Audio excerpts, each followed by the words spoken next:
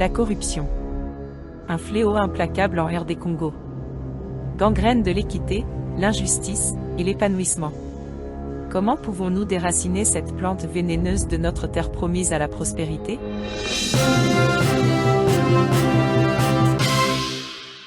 Bienvenue au deuxième chapitre de ce débat présidentiel crucial pour les élections en République démocratique du Congo.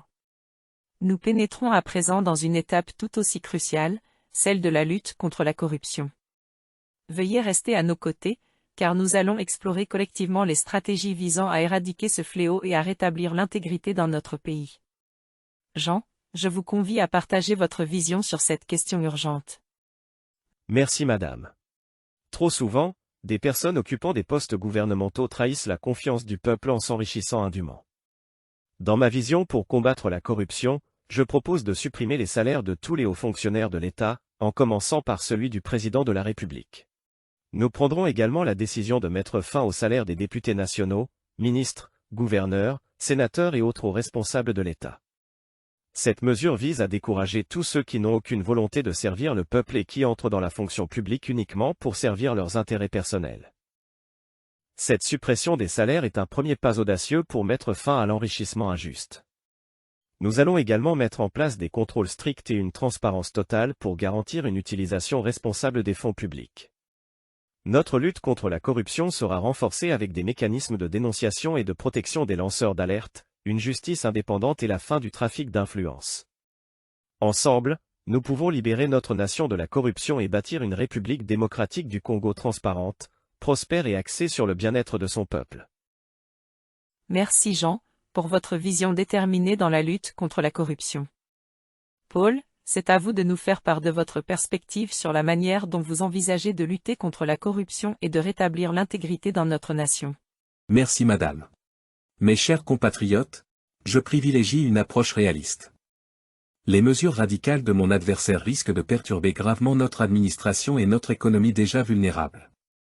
Au lieu de cela, je propose de renforcer nos institutions, de former des fonctionnaires intègres et de promouvoir la transparence. La restauration de la confiance du public dans le gouvernement doit être un processus graduel pour maintenir la stabilité de notre nation. Je suis convaincu qu'en adoptant cette approche prudente, nous pouvons vaincre la corruption et construire un avenir plus équitable pour la République démocratique du Congo. Merci Paul. Mesdames et messieurs, nous voici de retour avec nos deux candidats pour un échange direct sur le sujet brûlant de la lutte contre la corruption dans notre pays. Jean, vous avez clairement expliqué votre vision de l'abolition des salaires pour les hauts fonctionnaires.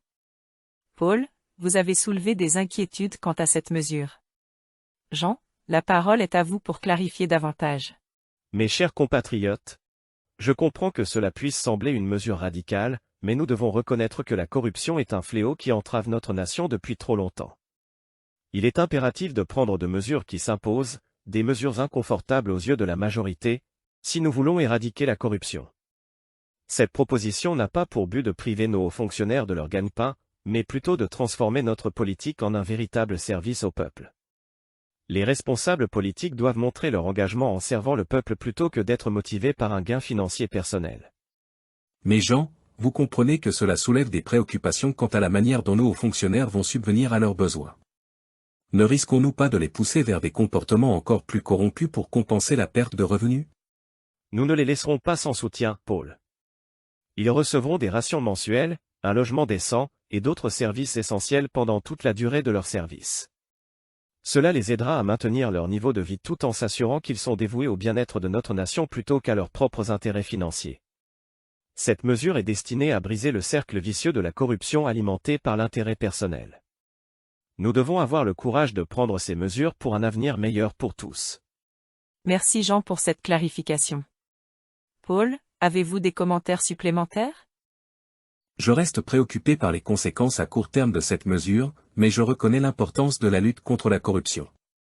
Nous devons travailler ensemble pour trouver un équilibre qui permette la réforme tout en préservant la stabilité de notre nation.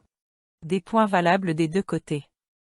Cette question complexe continuera à être au centre des débats électoraux à mesure que nous approchons des élections. Jean-Yves, a-t-il autre chose que vous aimeriez ajouter à cette discussion? Absolument, l'abolition des salaires n'est qu'une pièce du puzzle dans ma vision pour un Congo plus juste et transparent. Nous devons également garantir une justice indépendante qui soit véritablement au service du peuple. Nous renforcerons notre système judiciaire en le rendant vraiment indépendant de toute influence politique. La justice doit être notre allié dans cette bataille. Tous ceux qui osent défendre la corruption ou se livrer à des actes malhonnêtes seront confrontés à une justice rigoureuse, dépourvue de toute ingérence politique. C'est un élément essentiel de ma vision pour un Congo où l'intégrité et la responsabilité sont au cœur de notre gouvernement. Jean, cela semble être une vision ambitieuse, mais comment garantissez-vous que la justice reste impartiale dans un système politique souvent polarisé? Nous veillerons à ce que les nominations de juges et de procureurs soient basées sur le mérite et l'indépendance. Nous encouragerons également la transparence dans les procédures judiciaires et la surveillance de l'ensemble du système. Cela contribuera à maintenir la confiance du public dans notre justice. Monsieur Jean, vous avez évoqué la protection des lanceurs d'alerte comme élément clé de votre vision pour lutter contre la corruption. Pourriez-vous nous en dire plus? Certainement. La protection des lanceurs d'alerte est essentielle car ces individus jouent un rôle crucial en exposant la corruption et les actes illicites. Nous mettrons en place un cadre juridique solide pour protéger leur identité et leur sécurité. De plus, nous offrirons des récompenses appropriées pour leurs efforts courageux. Tout cela semble bien, mais en encourageant la dénonciation, ne risquez-vous pas de créer un climat de méfiance généralisé? Paul, la méfiance est déjà présente à cause des scandales de corruption. La véritable méfiance provient du fait que les citoyens ne voient pas de mesures concrètes prises pour mettre fin à la corruption. En garantissant la protection des lanceurs d'alerte, nous montrons notre engagement à lutter contre la corruption de manière transparente et efficace. Permettez-moi de rappeler que le véritable danger pour notre nation réside dans la poursuite de la corruption et de l'enrichissement personnel au détriment du peuple. Nous devons être du côté de la vérité et de la justice, pas de ceux qui cherchent à dissimuler des actes répréhensibles. Cela pourrait conduire à une situation chaotique, avec des accusations volant dans tous les sens. Nous avons besoin de clarté et de vérité, même si cela signifie des moments difficiles de révélation. La vérité est un pilier de la démocratie. Permettez-moi de vous rappeler que la véritable instabilité réside dans le fait d'avoir des dirigeants qui ont sapé la confiance du peuple en pratiquant la corruption et en s'enrichissant illégalement. Vous semblez déterminé à faire des accusations sans fin. Je vous demande de cesser ces attaques personnelles et de reconnaître que la situation est bien plus complexe que ce que vous suggérez. Vous parlez de complexité, mais la véritable complexité réside dans la manière dont la corruption a été enracinée dans notre système politique. Pensez au détournement de fonds, aux contrats douteux, aux pots de vin et à tant d'autres pratiques qui ont privé notre peuple de ressources essentielles. Mais Jean, que proposez-vous réellement? Vous parlez de ces problèmes, mais quelles solutions concrètes avez-vous à offrir? Nos solutions sont claires, élimination des salaires des hauts fonctionnaires pour mettre fin à l'enrichissement personnel, mise en place d'un système de protection des lanceurs d'alerte pour révéler la vérité, et création d'une justice indépendante pour que personne ne soit au-dessus de la loi. Ces mesures sont fondamentales pour rétablir la confiance du peuple dans notre gouvernement. La véritable instabilité vient du fait de maintenir un système corrompu qui n'a pas servi notre peuple. Il est temps de changer de cap et de travailler pour un Congo où la vérité et la justice prévalent. Je crois fermement en un leadership fort qui n'hésitera pas à prendre des mesures décisives contre la corruption. Nous allons établir des normes éthiques strictes pour nos dirigeants, et toute personne impliquée dans des actes de corruption sera tenue responsable, sans exception. Et comment allez-vous faire cela, Jean? Vous parlez de normes éthiques strictes, mais cela semble plus facile à dire qu'à faire. Nous mettrons en place des organes de surveillance indépendants pour enquêter sur les allégations de corruption. Les résultats de ces enquêtes seront rendus publics, assurant ainsi une transparence totale. De plus, nous avons l'intention de collaborer étroitement avec des organisations internationales anticorruption pour garantir l'impartialité. Eh bien, cela semble idéaliste. Mais soyez réaliste, il y aura toujours des gens prêts à contourner le système. Je ne suis pas naïf.